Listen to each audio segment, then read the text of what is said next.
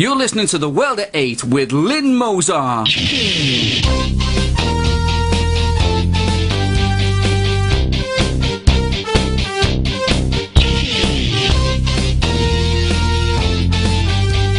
World at 8, the number one in nationalist news.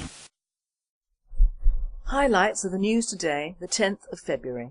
Police have put out an alert for 3 Asian men who attacked a 21-year-old and 16-year-old in Rochdale. The Lithuanian rapist has been able to come back to Britain due to poor checks on EU criminal backgrounds.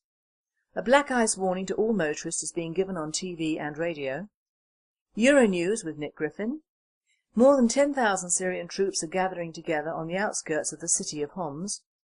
Supplies to US troops in Afghanistan are being brought in by air owing to the Pakistani blockade. Report from the Liverpool protests on Monday. UK News. Police have put out an alert for 3 Asian men who attacked a 21-year-old white man and his 16-year-old friend who is also white. The 21-year-old man was bottled and punched and kicked whilst on the floor, while his 16-year-old friend was punched in the face. The incident happened near Rochdale Retail Park. The incident was unprovoked. This is the second reported attack on white men after the almost fatal attack on young Ben Stringer Prince, who was beaten by a gang of 8 Asians and left for dead. The attack in Rochdale on these young men has been reported as a hate crime. A Lithuanian rapist has been able to come back into Britain due to the poor checks on EU criminal backgrounds. The rapist, named as Jusas Kankuskas, was able to get into Britain even though he had raped a woman in Lithuania. Suffolk police have only taken the action of placing him on the useless sex offenders register for the rest of his life. By this action the police know that he could offend again, but what can a piece of paper do to stop him raping a British woman? A dangerous loophole was exploited by the 43-year-old rapist that stopped the German and British authorities from being able to declare his convictions. In 2010, another Lithuanian rapist was allowed into Britain through this loophole, and after being in Britain for 3 months he violently raped a 40-year-old woman. This rapist was named as Viktor Achulik. Russian interpreters have been used in both cases at the expense of taxpayers in Britain. A black ice warning to all motorists is being given on TV and radio. Motorists are warned to check temperature gauges in their vehicles and only make journeys if necessary in some of the hard-hit areas this weekend. The Marxist Press Association has reported a ridiculous comment made by a former education minister who has said that the tightening of the control of immigration has caused Britain to miss out on Indian students. One BNP spokesperson has commented that British universities should be putting British students first, just like the Indian and Chinese universities put their students first before foreign ones. This is the Euronews with Nick Griffin. Nick Griffin tells us that he wrote this latest report from the belly of the beast when in fact on his way home from Brussels on Thursday and looking forward to a busy British National Party Saturday out with activists in South Wales. The key nationalist news as I write this, says Nick, is the arrest in Blackpool of Robert Downes over an alleged assault on one of the men who was unsuccessfully tried for the brutal murder of his sister Charlene. Obviously I'm not in a position to know whether it was Robert Downes who clashed with Raveshi, since even the police admit that his takeaway has been the focal point for continued problems with the grooming of young girls for sexual favours in exchange for kebabs, drink and drugs. It's likely that there are a number of dads and older brothers in Blackpool with an understandable reason for losing their temper at seeing the notoriously arrogant Raveshi swaggering down their street. But whoever it was, bloody good luck to them.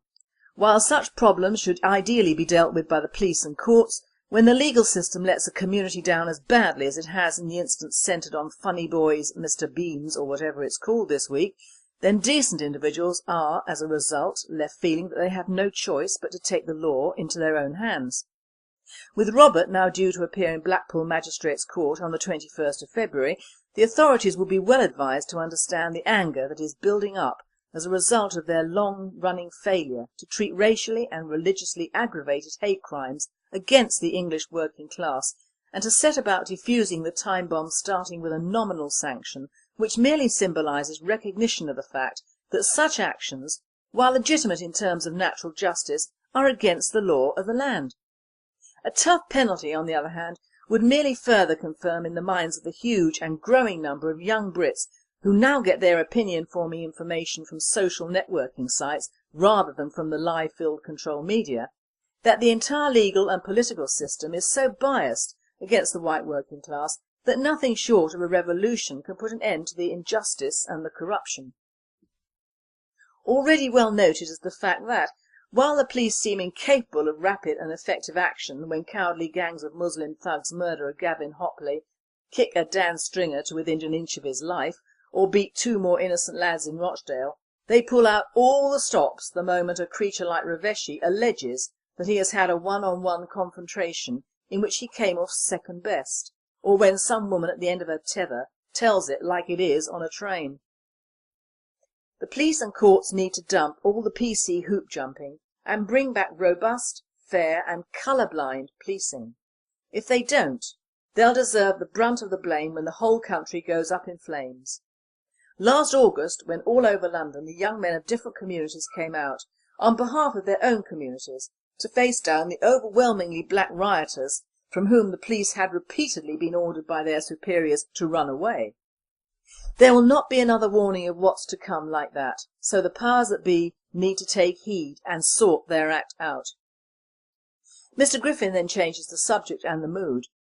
As my Twitter followers will already know, he writes, I went yesterday evening to a meeting within the Parliament of its anti-racism and diversity group, which was holding a seminar about the findings of a very extensive survey of online support for populist nationalist parties, including our own, carried out by Demos and George Soros Open Society Foundation. With memories of attending anti-racism events at a less than welcome gatecrasher while at university many moons ago, I was slightly apprehensive as to what kind of response I'd get for playing Daniel in the den of rather many leftist lions. But of course, it being Brussels, I should have known that everyone would be polite and oily, and after the initial shock simply delighted to see me because it's so good to hear all sides in these debates. Glancing up from looking at a waste paper bin in case I was physically sick, I did however observe a British Green who appeared to be chewing on an unseasonably early wasp. Must be all the global warming. My biblical theme was picked up by Jamie Bartlett, one of the authors of the report and a keynote speaker at the event. He opened his talk by saying that my presence reminded him of an old American joke about a mayor who was drowned in a flood that hit his city. Arriving in heaven, the mayor was asked by St. Peter if he would give a talk on the disaster. Naturally, he agreed. Then, just as he rose to speak, God tapped him on the shoulder and whispered in his ear, "No pressure, old chap, but you do realise that Noah's in the audience." Having read the report several months ago, I was not surprised by what Mr Bartlett had to say, although the overwhelmingly leftist audience clearly were. The Facebook fans of parties like ours are less likely to be unemployed than the average, more likely to trust people they know, but not the powers that be, than the average, often better educated than the average and motivated by idealistic concerns about identity rather than personal economic resentments. None of that, needless to say, fits the stereotypical prejudices of the intolerant, tolerant ones. One more funny point did arise in what turned out to be a good-natured and constructive discussion. Mr Bartlett rattled off the names of 11 organisations supported by the 10,000 online followers studied. British National Party, Front National, Jobbik, Vlaams Belang, etc, etc. Except that, as I was rather hoping he would, he forgot one. And the Bloc Identitaire, I reminded him, much to the amusement of all, except the wasp chewer. He knows the research better than I do, he joked.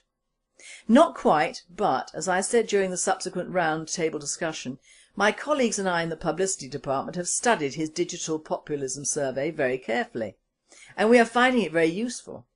Mr Soros too, I would guess, will be chewing a wasp. World news. More than 10,000 Syrian troops are gathering together on the outskirts of the city of Homs today.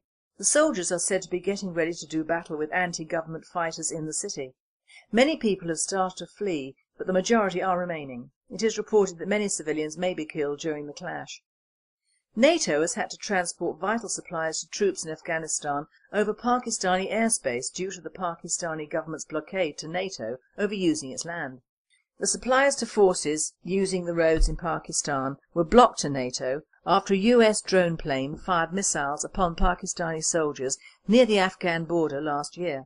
The incident prompted the burning of the US flag in the streets of Pakistan. 5 Tibetans have set themselves on fire in protest over China in the last 7 days. The protests are ongoing over Tibet-China relations. More than 20 Tibetans have set themselves on fire so far. The Chinese security forces have stepped up a gear in the last few days, but the root of the problem does not seem to be being addressed. That is, freedom and democracy for Tibet. This is an extra report on the protests outside the protests in Liverpool last Monday from a British National Party spokesperson. These are some of the reports from the people of Liverpool concerning the laughable protest against our protest and other protesters which occurred last Monday. The anti-protesters were protesting against men and women who wanted justice for British children who had been abused by a particular paedophile Muslim grooming gang. One taxi cab driver from Liverpool expressed his anger that an anti-protest was allowed against family men who wanted justice for the children. The Unite Against Fascism are a disgrace, one cabbie said. The whole of Liverpool City has been talking about them. He went on to say, how can anyone stand there and condone what these children have been through by this paedophile gang? A local shop worker from Lord Street pointed out that most of the protesters were from the Occupy movement, which was allowed by the Labour Council, led by Joe Anderson, to camp around a war memorial. The occupiers have been given an empty building and have been allowed to stay there. A bus driver in the city route said, if I wanted to open a business and broke into the same building or squatted there, the Labour councillors would have me out in 5 minutes flat, with their Merseyside police officers only too happy to help. I am adding to these comments as this mainly and indeed wholly type of grooming is operated by Muslim youths and is usually a family affair that is driven by many years and generations of expert groomers well outside the realms and offices of the Muslim community itself. I have been in Liverpool and heard the terrible tales that go back many, many years. During all this, the British National Party have been telling the establishment what has been going on, and we have been ignored. Like all of our warnings, it is usually too late to save thousands of young girls from this sort of abuse, but obviously it has become too endemic now for even the police to ignore. I have heard terrible tales of sheer brutality and ignorance, from stamping on a girlfriend's stomach to get rid of an unwanted baby, to threatening relations of the girlfriend involved if they interfere. Sons, brothers, uncles, fathers and even grandfathers of mainly Muslims work this way and have done in countries they want to and have occupied for generations. They have merely moved their interests to the UK as they have taken over towns here. The anti-white UAF type protesters whine that, and I quote, it is not just the Asians or Muslims who do it. Well, in this they are to some extent right. No, it is not just Muslims who do it, but it is just Muslims who do it in this particular fashion. Oiling their way around underage girls, passing them on when they are ripe to an older relative, and then on to more relatives and friends to make money out of. The Eastern Europeans and Chinese bring their own women into this country to work as prostitutes, under the guise of nannies and restaurant workers. Many Muslim Eastern Europeans take girls from other countries and farm them out, but very few of these disgusting individuals actually pretend on a one-to-one basis to actually have any affection for the girl involved. Muslims never approach Muslim girls. It is always Christian, Hindu, West Indian, African or Sikh girls, and always outside their faith. The government has effectively tied the hands of the police, the legal system and the great British public with the human rights law, which, as we all know, denies human rights to the people it should have given them to. But when people are allowed to protest against protesting against such a filthy, degenerate business, then something is truly stinking in the place of Denmark, as good old Will Shakespeare said. You have been listening to The World at 8. I am Lynn Mozart, and I wish you all, from Radio Britain and myself, a very happy and safe weekend.